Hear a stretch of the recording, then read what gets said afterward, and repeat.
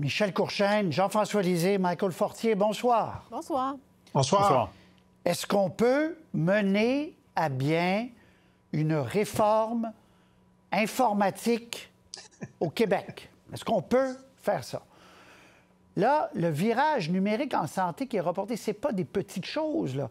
On parle de ça depuis que moi, depuis 1000 ans, là, on parle de ça. Et on dit que ça s'en vient, ça s'en vient, ça s'en vient. Tour de table, Michel Courchaine, vous avez été au Conseil du Trésor, vous connaissez... Bon, là, on avait peur d'un autre saclic. Il y avait possiblement des dépassements de coûts qui allaient être énormes. On décide de tout abandonner ça. Qu'est-ce qui se passe? Est-ce qu'on est paralysé par la peur ou c'est la bonne chose à faire de tout arrêter? Je vais vous faire une très rapide genèse. Dans les années 2000 et quand j'étais au gouvernement, déjà, il y avait des projets qui explosaient. Je me rappelle au Trésor d'en avoir arrêté quelques-uns. Et là, il n'y avait personne qui connaissait vraiment l'informatique, mais chaque ministère, organisme faisait ce qu'il voulait, comme il voulait. Il n'y avait pas de règles, il n'y avait pas de gouvernance. Alors, qu'est-ce qu'on a fait? J'étais une de celles-là, passer une loi pour créer le poste de directeur public de l'information. Et là, on a fait, après, le gouvernement a fait un ministère de la sécurité informatique. On a tout mis ça en place, mais on n'a pas plus de résultats. On n'a pas plus de résultats. Et les ministères et organismes sont encore les maîtres d'œuvre de leurs projets. Mais, globalement, on va chercher de l'expertise. Normalement, le donneur d'ouvrage, il doit contrôler son environnement numérique. Mais force est de constater que ce sont les firmes informatiques qui, par la gestion contractuelle, puis moi, je suis une de celles qui croient que ces contrats-là devraient être revisés à la loupe, mais ce sont eux qui, finalement, contrôlent l'environnement numérique et les solutions, le développement des logiciels. Mais il y a un disconnect entre les besoins puis entre ce que ces firmes font. Et la perception qu'on a de l'extérieur, c'est qu'ils font un peu la pluie et le beau temps. Je ne dis pas que c'est pas complexe, là. Je suis tout à fait consciente de la complexité de cela, mais il faut absolument que ces firmes soient autour d'une table avec le gouvernement puis qu'on revoie complètement nos façons de faire avant de continuer dans cette voie-là parce que ça ne fonctionne pas. Alors, manifestement, on va voir le tableau. C'est 300 millions. SIFA, là, ça, c'était pour centraliser tout le personnel, les commandes et tout ça, là. Bon. Et DSN, c'est celui-là qui touche le Monde Plus, le dossier santé numérique. Ça fait 30 ans qu'on parle de ça? J'ai commencé en journaliste, je pense que j'ai fait un reportage là-dessus il y a 34 ans. DSN, 402 millions que ça devait coûter. On a déjà payé 62 millions. On verra si on va être récupéré. Jean-François Lisée, comment vous voyez, pourquoi on est devant ces cul-de-sac? Bon, d'abord, il faut pas... c'est normal d'être découragé, mais il y a quand même des initiatives numériques au gouvernement du Québec qui fonctionnent. Bon. Alors, on se souvient tous comment on avait pris nos rendez-vous pendant la pandémie. Ça fonctionnait. On peut transiger tous les jours avec Revenu Québec si on est une entreprise ou un particulier en passant par la sécurité de notre institution financière. Ça fonctionne. Mais il semble que... puis l'Assemblée nationale, par exemple, a un excellent site Internet.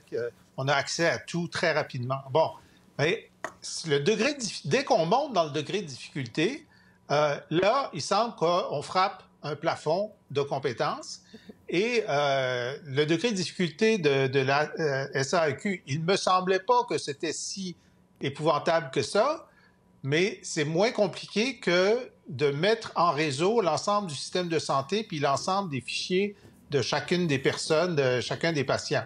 Alors là, c'est clair qu'à ce niveau de complexité, il y a un problème. Moi, je suis rassuré aujourd'hui d'apprendre qu'on suspend. Oui, je suis rassuré parce qu'on avait lu et entendu des choses en nous disant ça n'a pas de sens. Bon, ça veut dire que plus de questions ont été posées par le ministre et le bureau du premier ministre, je suppose, pour cette initiative-là que n'en avait été posées pour SACLIC. Alors ça, c'est déjà un gain. Mais effectivement, pourquoi est-ce que CGI a réussi à faire l'Obamacare aux États-Unis? Il y avait eu des ratés, on se souvient. Ils avaient dit que c'est parce que le gouvernement avait changé d'avis en cours de route. Mais en tout cas, il me semble que Si CGI a été capable de faire l'Obamacare aux États-Unis, pourquoi nous, on n'est pas capable de faire un truc qui a une ampleur beaucoup moins... Mais se peut-il, Michael Fortier, que, voyant la facture gonfler puis aller avoir des dépassements de coûts gigantesques, mais se peut-il que ça coûte vraiment ça et que là, politiquement, on ne peut plus se permettre de mettre autant d'argent dans des gros projets informatiques? Qui c'est ça, Michael? Bien, je pense pas que c'est 600 millions qui va casser la banque, là. Je pense pas que c'est ça, Patrice. Moi, ce que j'espère que ce ne soit pas, et là, je suis pas aussi familier avec les deux dossiers que d'autres, mais il y a aussi la peur d'avoir peur. Vous en parliez d'entrée de jeu. Quand on prend pas de risque en affaires, c'est drôle, hein? On prend un paquet de risques. Donc, quand on est en affaires, un truc comme ça, si on l'arrête, c'est pas pour l'arrêter, c'est pour le refaire. C'est pour continuer, c'est pour faire des ajustements. Là, ce que j'entends, c'est qu'on va le suspendre. Et moi, je crains qu'en partie, cette suspension soit motivée par le désir de ne pas avoir un deuxième, ça clique, mais d'avoir peur d'avoir ça, mais pas nécessairement d'être face à ça. Bien, c'est ça ma question. Oui. Bien, je sais que c'est ça votre question. Pour des mauvaises raisons. J'essaie d'y répondre. Je sais que je suis à Québec, les réponses arrivent plus tard, mais vous allez voir, j'y arrive. Moi, je pense que le gouvernement du Québec devrait s'inspirer de ce que le premier ministre Carney a fait aujourd'hui avec l'organisme qui va faire l'approvisionnement militaire. Ça nous prend un haut dirigeant, pas quelqu'un, je ne connais pas le directeur dont parlait Michel tantôt, puis j'ai pas besoin d'un ministre de la cybersécurité qui a fait des cours par correspondance. Trouvons quelqu'un qui va gérer toute la facture, tout l'élément informatique au gouvernement du Québec, quelqu'un qui a fait ses preuves. Bien, Santé Québec, c'est pas un peu ça? Non. On a nommé attention. Allô? Oui, mais la dame, Mme Biron, elle gère pas l'informatique. Moi, je vous parle d'un gourou d'informatique, quelqu'un qui vient de ce milieu et qui va gérer à distance. Il faut gérer à distance et avoir les mains libres, comme M. Guzman va avoir avec M. Carney. Je suis convaincu que M. Guzman a insisté pour avoir le droit d'imposer les mesures pour qu'il y ait un bon système d'approvisionnement dans le militaire à Ottawa, ce qu'il n'y a jamais eu depuis les 50 dernières années. Mais Michael, c'était ça l'objectif de départ. C'était d'avoir ce gourou-là. Je veux pas t'insulter, mais ça n'a pas marché. Mais oui, ça n'a pas marché. Mais je veux juste finir, Michael. C'est M. Guzman, le nouveau gourou qui va s'occuper des achats militaires. Mais on veut acheter beaucoup d'affaires à Ottawa. Donc, c'est un banquier. Un autre banquier, Michael. Mais il est surtout un ex-Goldman. Oui, il y a un banquier, mais c'est le cercle, hein? Vous savez, on a parlé de ce cercle. Oui. Si ça grandit, mais... Mais je veux juste leur dire, c'était le but. C'était le but. Puis il y a plusieurs gourous qui sont passés par ce centralisateur-là et on n'a jamais trouvé le bon. Pourquoi? Pourquoi on n'a jamais trouvé le bon? Puis moi, je mets au défi quelqu'un qui va y aller même à 500, 600 000 par année avec ce qui se passe actuellement. Je dis que ça prend quelqu'un de drôlement solide pour dire, moi, je vais aller, comme tu dis, prendre les risques. Mais à un moment donné, les risques, ce sont des milliards de dollars qu'on a perdus, là. C'est pas juste 500 millions par-ci, 500 millions par-là. La somme de tout ça, ce sont des milliards de dollars. Et le problème, c'est que ça nous prend un non-élu. C'est pour ça que ça nous prend un non-élu pour faire ça. Oui, ça, je suis d'accord avec toi. Ça, je suis d'accord avec toi que ça prend un non-élu. Mais il faut le trouver. Il faut le trouver, puis je suis pas sûre que c'est ici qu'on va le trouver. L'homme le plus optimiste sur ce plateau, Jean-François Lisée, ce soir, sur ce sujet... Vous dites, il ne faut pas se décourager. C'est sain qu'on ait tout arrêté, mais il n'y aura donc jamais de virage numérique pour les patients du Québec, de notre vivant? Il le faut, mais c'est sûr que c'est extraordinairement ardu. Puis là, Michael, je parle sous ton contrôle, mais moi, ce qu'on me dit, c'est que lorsqu'il y a des changements de génération d'outils informatiques dans les entreprises privées, il est très fréquent qu'il y ait d'énormes dépassements de coûts. Ouais. Mais évidemment, ils ne s'en vantent pas. Ouais. Et que donc, ce qu'on vit au gouvernement du Québec, c'est vécu aussi dans le privé. Est-ce que tu peux confirmer ça, Michael? Il y a des entreprises, absolument, qui vivent ce genre de défi. Mais ce qu'elles font, ces entreprises-là, c'est qu'elles poursuivent le projet puis elles s'ajustent. parce qu'elles ne peuvent pas avancer. Il faut absolument que l'équipement informatique soit de pointe pour qu'ils puissent livrer les produits aux consommateurs qu'ils livrent ou peu importe ce qu'ils font comme entreprise. Mais Jean-François, c'est exactement la question que je posais tout à l'heure à Michael. Est-ce que, on le saura peut-être jamais, mais est-ce qu'ils n'auraient pas dû continuer et expliquer aux Québécois que ça allait coûter 3 fois plus cher? Peut-être est-ce le prix, entre guillemets, normal pour une affaire aussi grande? Mais ils n'ont pas, à moins que j'ai mal vu, là, mais ils n'ont pas abandonné les projets. Mais c'est indéterminé, Jean-François. Indéterminé, Jean-François. C'est ça, oui. Okay. Alors, je pense que, donc, pour répondre exactement à ta question, Patrice, il y a de la gestion politique. Ils veulent que, lorsqu'ils vont relancer le projet avec le nouveau coût 3 fois plus cher, ça se fasse après l'élection, plutôt qu'avant. Puis, entre-temps, ils vont essayer de voir comment on peut réajuster les choses. Alors, je pense qu'il y a les deux, mais évidemment, il n'est pas question que le Québec n'ait pas, dans un jour où on sera encore en vie, peut-être à la retraite tous les 4, un dossier informatique individualisé en santé. Souhaitons-le. Dieu merci, les fax existent encore. Souhaitons-le. Heureusement, ils fonctionnent toujours. Les fax. Et Jean-François a raison, l'urgence fait loi, nécessité fait loi. Mais soyons conscients pendant la COVID, on a fait des choses imaginatives qui ont fonctionné pour les vaccins, tout ça. Bon, OK. Québec demandait qu'Ottawa réduise le nombre de travailleurs étrangers temporaires. On veut qu'Ottawa réduise le nombre de travailleurs temporaires. Ça a été beaucoup dit sur toutes les tribunes. Monsieur Robert, je dis Ottawa, on a trop fait, là. On écoute. On demande des choses à Ottawa, mais on n'a jamais dit à Ottawa, d'être aussi sévère sur notre programme de travailleurs étrangers temporaires, surtout en région. Ils ont agi de manière très maladroite. Puis c'est notre économie régionale qui paye le prix en ce moment. On n'a jamais dit à Ottawa d'être aussi sévère. Alors, comment vous avez perçu, Jean-François Lisée, cette sortie-là? Parce que là, on a... Les entreprises en région ne pourront plus avoir 20 de leur masse salariale, mais 10 Ottawa a réduit le seuil à la demande, croyait-on, de Québec. Comment vous réconciliez les deux, là? Bon, moi, vous savez, je pense qu'il y a un gouvernement de trop, OK? Puis ils sont incompétents des deux côtés sur la question de la gestion de l'immigration. Ça fait qu'on a de l'incompétence au carré. Bon. Alors, évidemment, on comprend que le gouvernement du Québec, pour des raisons linguistiques, voulait réduire le nombre de travailleurs temporaires dans la région de Montréal, mais le maintenir à l'extérieur dans les régions. Cependant, la sortie de M. Roberge d'aujourd'hui, elle est en retard de 4 mois, parce que la réduction de 20 à 10 c'est pas récent, ça. Pourquoi ne l'a-t-il pas dit le lendemain? Voilà. OK? Bon. Alors, donc, ça, c'est quand même un peu louche. Je note aussi qu'aujourd'hui, sur les questions linguistiques, le commissaire aux langues, Benoît Dubreuil, a dit, écoutez, si vous voulez réduire le nombre de travailleurs étrangers, faites en sorte que ceux qui sont ici depuis 3 ans en milieu francophone, c'est-à-dire à l'extérieur de Montréal et de l'Outaouais, soient privilégiés dans votre sélection. Ça, je trouve que ça a de l'allure. Mais évidemment, il peut dire ça à Québec, mais il ne peut pas dire ça à Ottawa, parce que le programme d'Ottawa, Québec ne le contrôle pas. Michel Courchaine, est-ce qu'on a l'extrait de cette Ukrainienne qui travaille chez Gamache Tailleur? Est-ce qu'on a l'extrait de... on n'a pas l'extrait. Bon, mais on a diffusé ça plus tôt cette semaine, ceux qui nous suivaient.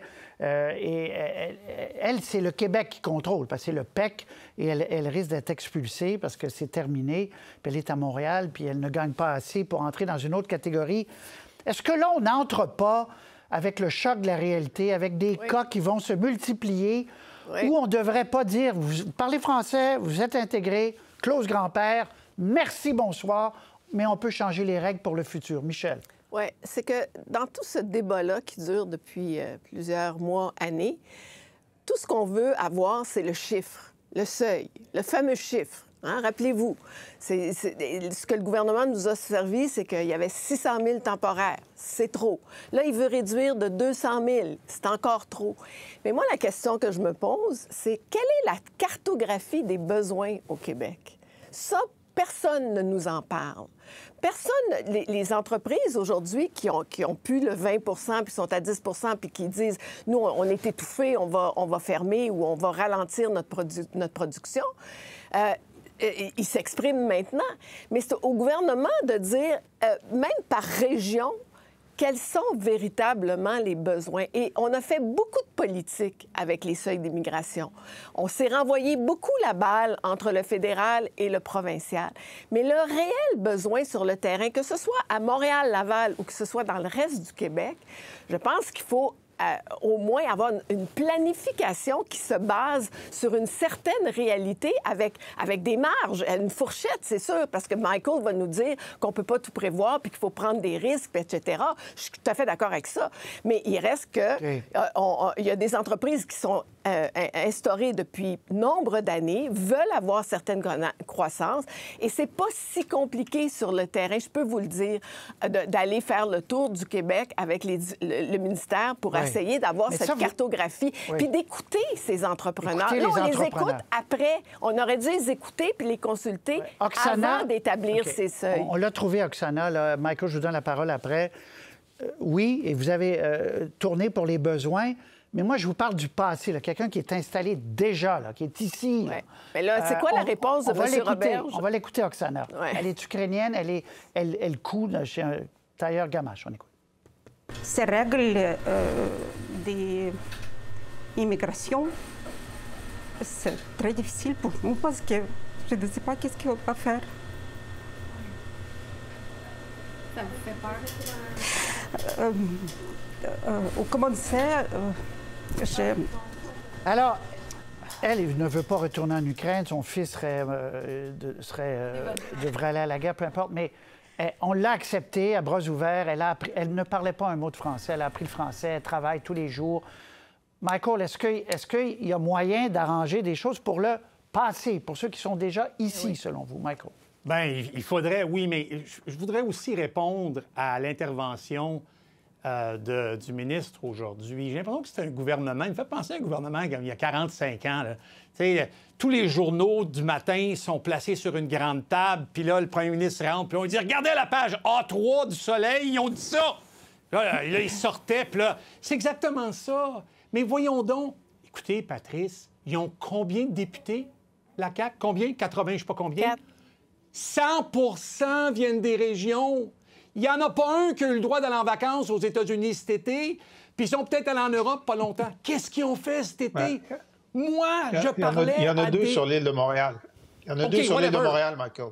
Whatever. Mais mon point, c'est le sondage. Il l'avait cet été. Oublions la planification. C'est plus le temps de planifier.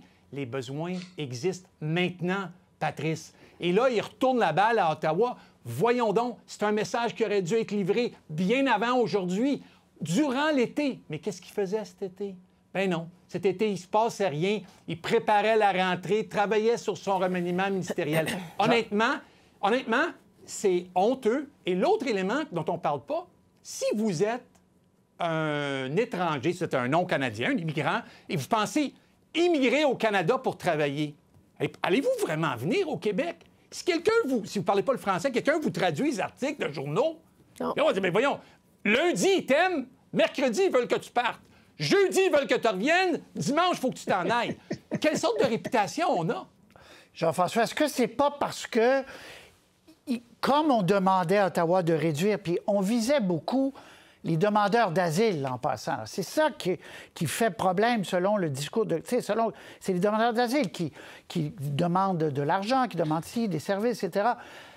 Mais en demandant à Ottawa de baisser toutes ces catégories, c'est difficile de plaider qu'on allait dire les deux... On allait demander les deux choses en même temps, Jean-François, là. Bon, alors c'est sûr que comme on a connu une augmentation explosive et débridée du nombre de travailleurs temporaires et de demandeurs d'asile, les entreprises se sont habituées à ces travailleurs-là. Et puis même si on dit, écoutez, ce sont des travailleurs temporaires, ça le dit, là, temporaires, ils ont signé pour être temporaires. Donc, ils ne devraient pas être surpris que ça soit temporaire, OK? Mais quand même, les entreprises les ont intégrés. Bon, alors moi, je suis d'accord que... Le Québec là, les a intégrés aussi. Là. Oui, bien, un certain nombre d'entre eux, mais je pense que il faut faire en sorte que dans la décroissance du nombre d'immigrés et de temporaires, ce soit fait de façon plus ordonnée, OK, que la façon désordonnée dont l'augmentation s'est faite. Maintenant, c'est certain que maintenant qu'il y a un ralentissement économique puis que le chômage des jeunes est à 15 %, là, il y a de la main-d'œuvre disponible. Maintenant, je vais vous dire quelque chose. Toutes les organisations patronales sont à Québec en ce moment pour la commission sur la planification. Ils vont tous demander d'augmenter les seuils. Mais moi, je suis assez vieux pour me souvenir que quand le chômage était à 12 %, le Conseil du patronat demandait d'augmenter les seuils. OK? Alors, les derniers qu'il faut écouter pour la planification de l'immigration, ce sont les entrepreneurs, parce qu'ils ne parlent pas pour la société, ils parlent pour eux-mêmes. Bon. Mais, Patrice... Là, bien sûr. OK. Mais Patrice... Je vais terminer en disant que dans la décroissance, effectivement, la clause grand-père et l'exigence de connaissance du français devraient être les deux critères de rétention de ceux qui sont venus pendant la baloute. M. Roberge l'a demandé, la clause grand-père, aujourd'hui. Suite à votre entrevue, Patricia, il l'a demandé au fédéral aujourd'hui. C'est ça qui est un peu tannant, c'est on est beaucoup dans la réaction du terrain, alors que c'est bien avant qu'on aurait dû prendre ces décisions-là. Et ça arrive trop tard, et c'est des gens qui sont pénalisés. Puis je termine, Patrice, en disant, la dame ukrainienne qui pleurait hier, qu'est-ce qu'il a répondu, M. Roberge? Il a dit, elle peut s'inscrire au programme de demandeurs d'asile, de réfugiés, alors que c'est le programme qu'ils veulent couper, puis alors que c'est le programme où ils veulent couper les services sociaux dans ce programme-là de soutien. J'ai trouvé ça terrible que M. Roberge vous réponde ça hier pour cette dame complètement éplorée qui vient d'une zone de guerre. Alors qu'il veut réduire le nombre de demandeurs d'asile. C'est incohérent. C'est incohérent. Tout ce que je dirais, c'est que moi, je ne suis pas d'accord qu'on ne devrait pas écouter les entrepreneurs. Voyons donc. C'est pas ça que ces gens-là ont des antennes. Il répond à Jean-François, là. Ce que je dis, moi. Voyons, Jean-François, c'est ce que vous avez dit. C'est les derniers que vous écouteriez. Oui. Absolument pas. C'est des gens qui emploient des centaines de milliers de Québécois partout au Québec. Eux ont des antennes, savent très bien quels sont leurs besoins. Et quand ils ont des besoins, comment l'expriment-ils? Ils vont faire quoi, Jean-François? Ils vont l'exprimer à travers leurs associations, parler à leur préfet, à leur maire, puis leurs députés. Et là, ils ont des besoins. On les comble comment? Bon. Comment? Alors, je vais te répondre. Oui. Alors, on sait très bien que les entrepreneurs travaillent pour eux-mêmes et ils expriment leurs besoins. Mais si on les écoute puis qu'on prend 100 000 autres travailleurs temporaires, c'est de la pression sur le reste de la société, y compris sur le logement. C'est pour ça qu'on a un gouvernement qui fait des arbitrages et qui leur dit, là, il va y avoir une réduction qui va être mieux planifiée que ce qu'il y a là. J'applaudis pas la façon dont c'est fait. Mais c'est ça, mais exactement. vous savez que vous avez 15 % de chômage chez les jeunes. On va aider pour la formation, puis on va vous aider pour l'automation. Mais c'est pas vrai qu'on va donner un chèque en blanc à la demande patronale d'augmentation de l'immigration. Non, mais oui, très bien. Mais ceux qui sont ici Je ne pense pas que c'est un chèque en blanc qui demande non plus. Il demande une écoute. Il demande une écoute. Jean-François, je ne sais pas si vous étiez présent. C'était les funérailles nationales pour Guy Rocher cet après-midi. On a mis un certain nombre d'extraits que je vais vous faire jouer tout de suite et on revient tout de suite après.